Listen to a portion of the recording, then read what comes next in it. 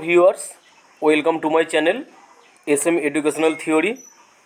এই S M educational থিওরিতে আজকে আমি বন্ধুরা তোমাদের জন্য অর্থাৎ পরিবর্তিত সিলেবাস অনুযায়ী একাদশ শ্রেণীর বাংলা বিষয় থেকে একটি গল্প নিয়ে তোমাদের কাছে উপস্থিত হয়েছি। যেই গল্পে আজকে আমি বিভূতিভূষণ বন্দ্যোপাধ্যায়ের পুঁইমাচা থেকে লেখক পরিচিতি, উৎস, প্রেক্ষাপট এবং বিষয় সংক্ষেপে সম্পর্কে কিন্তু ছোট্ট করে এই ভিডিওতে তোমাদের সামনে আমি তুলে ধরছি। তাই যারা এই পুঁইমাচা সম্পর্কিত বিষয়টা এখনও ভালো করে আয়ত্ত করতে পারোনি, আশা করি তাদের কাছে আজকের এই ভিডিওটি খুবই উপকারী হতে চলেছে। তবে চলো বন্ধুরা, প্রথমেই দেখে নিই আমি এই পুঁইমাচা গল্প থেকে তোমাদের সামনে আজকে কোন কোন বিষয় নিয়ে আলোচনা করব। দেখো, পুঁইমাচার গল্পের সবার প্রথম আমি যে অংশটি দিয়ে তোমাদের এই গল্পটি শুরু করব সেটা হচ্ছে লেখক পরিচিতি। এরপরে ধীরে ধীরে আসবো পুঁইমাচার উৎস সম্পর্কিত, তারপরে আসবো প্রেক্ষাপট এবং সর্বশেষ আজকের এই ভিডিওতে আমি বিষয়টিকে সংক্ষেপে আলোচনা করে তোমাদের সামনে তুলে ধরব। তবে চলো বন্ধুরা, সবার প্রথম আজকের এই ভিডিওর পুঁইমাচার বিভূতিভূষণ বন্দ্যোপাধ্যায়ের লেখা লেখক পরিচিতি সম্পর্কে আমরা জেনে নিই। পুঁইমাচা গল্পের লেখক হলেন বিভূতিভূষণ বন্দ্যোপাধ্যায়।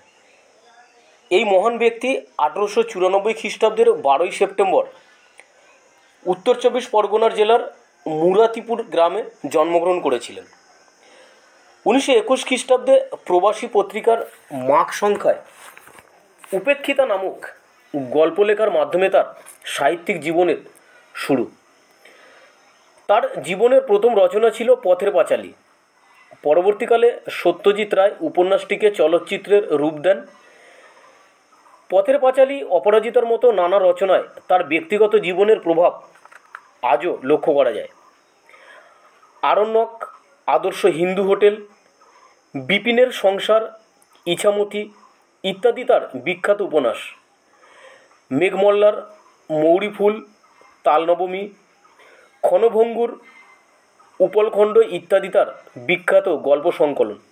এছাড়া অন্যান্য কিছু উল্লেখযোগ্য রচনার উদাহরণ হলো চাঁদের পাহাড়, মরণের ডঙ্কা বাজে, হীরামানিক জলে, অভিযাত্রিক ইত্যাদি। পরবর্তীকালে বিভূতিভূষণ বন্দ্যোপাধ্যায়ের গল্প উপন্যাস নিয়ে বহু চলচ্চিত্র তৈরি হয়েছিল। আর এই প্রবাদপ্রবীণ লেখক, যিনি 1950 খ্রিস্টাব্দে স্বগৃহে কিন্তু তার মৃত্যু ঘটেছিল। পরে যে অংশ নিয়ে আলোচনা করব সেটি হচ্ছে উৎস। এখানে উৎস সম্পর্কিত বিষয় নিয়ে কি বলা যেতে পারে, যে সিদ্ধেশ্বর ঘোষের বাড়িতে বিভূতিভূষণ বন্দ্যোপাধ্যায় নিয়মিত যেতেন গৃহশিক্ষকতা করতে, যেখানে সিদ্ধেশ্বর বাবুর ছেলে ও বাড়ির অন্যান্য ছোটদের প্রত্যেক দিন নতুন নতুন গল্প শোনাতেন তিনি। তখনই সিদ্ধেশ্বর বাবুর ভাইপো মন্বন্তরের অনুরোধে হাতে লেখা এক পারিবারিক পত্রিকা, যে পত্রিকাটির নাম ছিল অবসারিকা, তাতেই তিনি পুঁইমাচা গল্পটি প্রথম প্রকাশিত করেছিলেন। আর পরবর্তীকালে প্রবাসী পত্রিকায় এটি প্রকাশ পায়। তারপর 1931 খ্রিস্টাব্দে মেঘমল্লার গল্পগ্রন্থে গল্পটি প্রকাশিত হয় এবং সকলের মন জয় করে নিয়ে। এটাই ছিল কিন্তু পুঁইমাচা গল্পের উৎস সম্পর্কিত বিষয়। এবার এই পুঁইমাচার প্রেক্ষাপট সম্পর্কে আমরা আলোচনা করব, যে এটা কোন প্রেক্ষাপটে রচিত হয়েছিল। তবে চলো প্রেক্ষাপটের বিষয়টা সংক্ষেপে বুঝে নিই। অমৃতবাজার পত্রিকায় একটা বিজ্ঞাপন প্রকাশিত হয়, যেখানে লেখা থাকে যে গৃহশিক্ষক চাই, অর্থাৎ গৃহশিক্ষক চাই, এমনই একটি কিন্তু বিজ্ঞাপন প্রকাশিত হয়েছিল অমৃতবাজার পত্রিকায়। পঞ্চম মানের একটি মা বাপ হারা দুরন্ত বালককে স্নেহের শাসনে পড়াতে হবে, বিজ্ঞপ্তিতে কিন্তু এমনই উল্লেখ ছিল। এবং সেখানে বেতন মন্দ নয়, অর্থাৎ বেতনও যথেষ্ট পাওয়া যাবে বলেই কিন্তু বলা হয়েছিল। বিভূতিভূষণ এই ব্যাপারে দরখাস্তটি তিনি করেছিলেন, অর্থাৎ বিজ্ঞাপন দেখে তিনি দরখাস্ত করেছিলেন এবং যোগ্যতার মাপকাঠি হিসাবে লিখেছিলেন তিনি একজন বিএ অভিজ্ঞ শিক্ষক, বিএ পাস অভিজ্ঞ শিক্ষক। আর প্রবাসী পুরস্কারপ্রাপ্ত মৌরিফুল গ্রন্থেরও তিনি লেখক, এমনই উল্লেখ করেছিলেন তার অ্যাপ্লিকেশানে।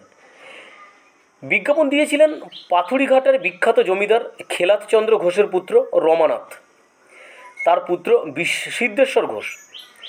তিনি অনেক বিজ্ঞাপনের মধ্যে মাত্র ডেকেছিলেন দুজনকে। সিদ্ধেশ্বর ঘোষ শেষ পর্যন্ত মনোনীত করেন যে মৌরিফুল গল্পের লেখক বিভূতিভূষণকেই। 1923-এর 1 জানুয়ারি তিনি যোগ দিলেন গৃহশিক্ষক রূপে। বিভূতিভূষণ পুথুড়িয়াঘাটার প্রাসাদে যখন সিঁড়ি ভেঙে ভেঙে উঠছেন, উপর থেকে তরতর করে নেমে এলো তখন 9-10 বছরের একটা ছেলে। সে নেমেই বলল, আপনি তো মিতে মাস্টার। চমকে উঠলেন বিভূতিভূষণ। ততক্ষণে ছেলেটি বিভূতিভূষণকে হাত ধরে উপরে নিয়ে যাচ্ছে। খটকা লাগলো বিভূতিভূষণের, ছেলেটারও খটকা লেগেছিল বই কি। ঘুরে দাঁড়িয়ে প্রশ্ন করল, আপনার নাম তো বিভূতি ব্যানার্জি? ঘাড় নাড়ল বিভূতিভূষণ। ছেলে বলল, তার নামও বিভূতি বোস, তাই তারা মিতে। সেই শুরু দুই বিভূতির পালা। খেয়ালির কাছে ধরা পড়ে তার খামখেয়ালিপনা। বৈজ্ঞানিক তথ্যগুলিকে পৌরাণিক কাহিনীর সঙ্গে মিলিয়ে চলতে লাগলো তারা চেনা। গুরুমহাশয় বিভূতিভূষণ গল্প বলতে বলতে চোখের জলও ফেলতে বাধ্য করেন।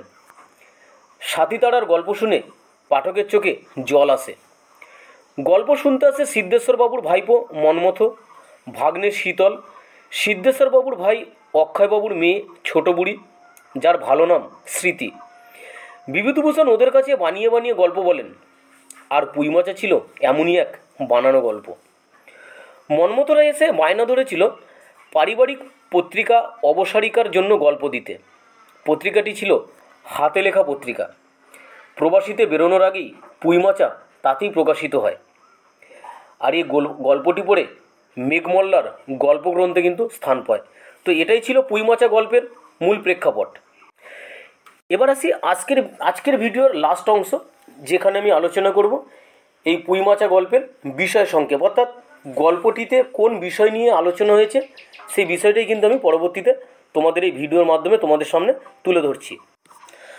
বাংলা গল্পে বা বাংলা সাহিত্যে পুঁইমাচা বিভূতিভূষণ বন্দ্যোপাধ্যায়ের এক অনবদ্য সৃষ্টি। আপাত তুচ্ছ নিতান্ত সাধারণ ঘটনাকে অবলম্বন করে এ গল্পে লেখক তৈরি করেছেন একটি মর্মস্পর্শী কাহিনী। আলোচ্য গল্পে সহায়হরি চাটুর্য নামে সহায় সম্বলীন এক দরিদ্র ব্রাহ্মণ এবং তার স্ত্রী ও 3 কন্যা সন্তানের জীবনযাপনের করুণ কাহিনী বর্ণিত হয়েছে এই গল্পে। গল্পে দেখা যায় বিত্ত আর আভিজাত্য হারিয়ে সহায়হরির আর্থিক অবস্থা এবং সামাজিক অবস্থান বেশ নড়বড়ে। স্ত্রী এবং 3 কন্যার ভরণ পোষণে প্রায় অসমর্থ সহায়হরির সংসারেও মন নেই তেমন। আর পুঁইমাচা গল্পের কেন্দ্রে রয়েছে এই সহায়হরি চাটুর্যে এবং তার স্ত্রী অন্নপূর্ণার বড় মেয়ে, যার নাম খেন্তি। স্বভাবচঞ্চল ভোজনপটু এই মেয়েটির বয়স 14-15 হলেও লোকসমাজে খেন্তির বয়স কমিয়ে 13-র কাছাকাছি বলে থাকেন সবসময় সহায়হরি। আলোচ্য গল্পটির কাহিনীবৃত্ত আবর্তিত হয়েছে খেন্তিকে কেন্দ্র করেই। ব্রাহ্মণবাড়ির বিবাহযোগ্য মেয়ে খেন্তির বিবাহের ব্যবস্থা করা সম্ভব হয়ে উঠছে না দরিদ্র সহায়হরির পক্ষে। অবশ্য খেন্তির বিবাহের বন্দোবস্ত করেছিলেন সহায়হরি। গ্রামের মাতব্বর কালীময় ঠাকুরের তত্ত্বাবধানে মণিগাঁয়ের শ্রীমন্ত মজুমদারের ছেলের সঙ্গে বিবাহ ঠিক হয়েছিল খেন্তির। কিন্তু পাত্রপক্ষ খেন্তিকে আশীর্বাদ করে যাওয়ার কয়েকদিন পর সহায়হরি জানতে পারেন ছেলের স্বভাব চরিত্র বিশেষ ভালো নয়। নিজের গ্রামের কোনো এক কুম্ভকার বধূর সঙ্গে অপকর্মের চেষ্টায় ধরা পড়ে খুব মার খেয়ে তার শয্যাগত হয়ে পড়ার খবর সহায়হরির কানে আসে। সুতরাং তিনি সে সম্বন্ধ ভেঙে দেন। গ্রামের মাতব্বররা সহায়হরির এ সিদ্ধান্তে স্বাভাবিক কারণেই বিব্রত হন। গ্রাম সমাজের নিয়ম নীতি নিয়ে চিন্তিত হয়ে পড়েন এবং চৌধুরীদের চণ্ডীমণ্ডপে সহায়হরিকে একঘরে করে দেওয়ার ব্যাপারেও আলোচনা চলে। এইসব আলোচনা স্ত্রী অন্নপূর্ণার কানে পৌঁছলে তিনি চিন্তিত হয়ে পড়েন। এ ব্যাপারে চড়া সুরে স্বামীকে দু কথা শোনালেও সহায়হরিকে যথেষ্ট নির্বিকার থাকতে দেখা যায়। বড় মেয়ে খেন্তিও এ ব্যাপারে বিন্দুমাত্র ভাবিত নয়। তার বিবাহ নিয়ে বাবা মায়ের মধ্যে যখন তীব্র বিবাদ বাধে, তখন সে 2 বোন পুটি ও রাধিকে সঙ্গে নিয়ে এক বোঝা পাকা পাকা পুঁইশাক আর কিছু চিংড়ি মাছ সংগ্রহ করে মহানন্দে বাড়ি ফেরে। বিবাহযোগ্য কন্যার এমন বাউন্ডলে আচরণে অন্নপূর্ণা অত্যন্ত রেগে যান। ছোট মেয়ে রাধিকে বলেন পুঁইশাকগুলিকে খিড়কি পুকুরের ধারে ফেলে দিয়ে আসতে। সহায়হরির সামান্য অনুরোধেও কোনো কাজ হয় না। রাধি কলের পুতুলের মতো মায়ের নির্দেশ পালন করে। সেদিন রান্না করতে বসে তবু এই অত্যন্ত অগোছালো, নিতান্ত নিরীহ, একটু অধিক মাত্রায় ভোজনপটু বড় মেয়েটির করুণ মুখখানির কথা মনে পড়ে অন্নপূর্ণা। তৎক্ষণাৎ উঠোনে খিড়কি দোরের আশেপাশে ছড়িয়ে থাকা পুঁই ডাঁটাগুলি কুড়িয়ে এনে চিংড়ি মাছ দিয়ে পুঁইশাকের তরকারি রাঁধেন চুপি চুপি। দুপুরবেলায় খাবার পাতে পরম প্রিয় পুঁইশাকের চচ্চড়ি দেখে বিস্ময়ে আনন্দে অস্থির হয়ে ওঠে খেন্তি। চেটে পুটে খেন্তির খাওয়া দেখে তৃপ্তি পান অন্নপূর্ণাও। এদিকে আবার কালীময়ের চণ্ডীমণ্ডপে ডাক পড়ে সয়াহরির। আশীর্বাদ হয়ে যাওয়ার পর মেয়ের বিয়ে ভেঙে দেওয়ার জন্য তাকে ভৎসনা করা হয়। এতে বিশেষ বিচলিত হন না তিনি। দুদিন পেরোতেই খেন্তির সঙ্গে লুকিয়ে লুকিয়ে বরজপোতার বন থেকে আনন্দে উদ্ধার করে আনেন 15-16 সের ওজনের মেটে আলু, এবং যথারীতি সেই মেটে আলু আনার পরে ধরাও পড়ে যায় বুদ্ধিমতী স্ত্রী অন্নপূর্ণার কাছে। মেয়ের বিবাহ ব্যবস্থা না করে সয়াহরির এ নির্বিকার জীবনযাপনে বিরক্ত হয়ে অন্নপূর্ণা বিস্তর বকাবকি করেন বাবা মেয়েকে। 2 দিন পর অন্নপূর্ণা দেখেন ভাঙা পাঁচিলের ধারের খোলা জমিতে প্রবল শীতে খেন্তি একটি পুঁই চারা লাগাচ্ছে। অসময়ে চারা পুঁতে খেন্তি মাকে বলে সে রোজ জল ঢেলে গাছটিকে বাঁচিয়ে রাখবে। শীতে কাঁপতে কাঁপতে মুখুর্জে বাড়ি থেকে গোবর কুড়িয়ে আনে সে। এভাবেই জীবনের প্রতি সোহাগে বিতরাগে দিন চলে যায় সয়াহরির পরিবারের। তো বন্ধুরা, এর পরের অংশে ভিডিওতে যাওয়ার আগে আমি তোমাদের কাছে অনুরোধ করব, যারা আমার এই চ্যানেলে নতুন দেখছো এবং এখনও পর্যন্ত যারা সাবস্ক্রাইব করোনি, অবশ্যই আমার এই চ্যানেলটি সাবস্ক্রাইব করে নিয়ে তোমরা তোমাদের মতামত কমেন্ট বক্সে জানিও যে ভিডিওটি তোমাদের কেমন লাগছে। তবে চলো বন্ধুরা, গল্পের পরের অংশে যাই। সময়ের নিয়মে পৌষ সংক্রান্তি আসে। দরিদ্র পরিবারেও সামান্য উপাচারে পিঠেপুলির আয়োজন করেন অন্নপূর্ণা। দিন দুঃখিনী মায়ের বানানো নিতান্ত সাধারণ পিঠে খেয়েই অসাধারণত্বের স্বাদ পায় রাধি, পুটি থেকে খেন্তিস প্রত্যেকে। মুখ বুজে শান্তভাবে 18 থেকে 19টা পিঠে খাওয়ার পর আর কখানা পিঠে নেওয়ার কথা অন্নপূর্ণা জিজ্ঞেস করলে খেন্তি ঘাড় নেড়ে হ্যাঁ বলে। শান্ত নিরীহ ভোজনরসিক মেয়েটির ভবিষ্যৎ বিবাহিত জীবনের নিশ্চিত সুখ কল্পনা করে অন্নপূর্ণা শান্তি অনুভব করেন। বৈশাখ মাসের প্রথমে সয়াহরির এক দূর সম্পর্কের আত্মীয়ের ঘটকালিতে 40 বছর বয়সী এক পাত্রের সঙ্গে খেন্তির বিবাহ হয়ে যায়। পাত্রের দ্বিতীয় পক্ষের বিবাহ এটি। অযত্নে লালিত মেয়েটিকে পরের ঘরের অপরিচিত মহলে পাঠাতে বুক কেঁপে ওঠে অন্নপূর্ণার। মাত্র 2 মাস পর অর্থাৎ আষাঢ় মাসেই বাবাকে পাঠালে সে বাড়ি আসবে, এই সান্ত্বনায় অন্নপূর্ণাকে শান্ত করে। শ্বশুরবাড়ির উদ্দেশ্যে রওনা দেয় খেন্তির আর ফেরা হয় না নিজের বাড়িতে। বরপণের বাকি 250 টাকা পাত্রপক্ষকে মিটিয়ে দিতে না পারার অপরাধে বছর ঘুরে গেলেও বাপের বাড়ি পাঠানো হয় না খেন্তিকে। ফাল্গুন মাসে বসন্ত হয় খেন্তির। অসুস্থ মেয়েটির গা থেকে সোনার গয়নাগুলি খুলে নিয়ে শ্বশুরবাড়ির লোকেরা খেন্তিকে দিয়ে আসে টালায় সয়াহরির এক দূর সম্পর্কের বোনের বাড়িতে। সেখানেই মৃত্যু হয় খেন্তির। মেয়ের মৃত্যুর নির্মমতাকে মেনে নিয়ে সময়ের নিয়মে নিরুপায় অন্নপূর্ণা পৌষ সংক্রান্তিতে আবার পিঠে বানাতে বসে। রাধি থেকে পুটি আয়োজনে অংশগ্রহণ করে আগের মতোই। পুটির পিঠে খাবার আগে পুটির দিদির কথা মনে পড়ে।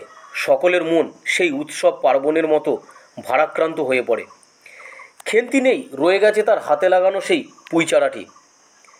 খেন্তি নেই, উঠোনের কোণে মা মেয়েদের দৃষ্টি আবদ্ধ হয়ে যায়। সেখানে বাড়ির সেই লোভী মেয়েটির স্মৃতি বিরাজ করেছে। বউ সাত করে তার নিজের হাতে পোতা পুঁই গাছটি কচি কচি সবুজ পাতাতে ভরে গেছে। সব ডগাগুলি মাচায় ধরেনি।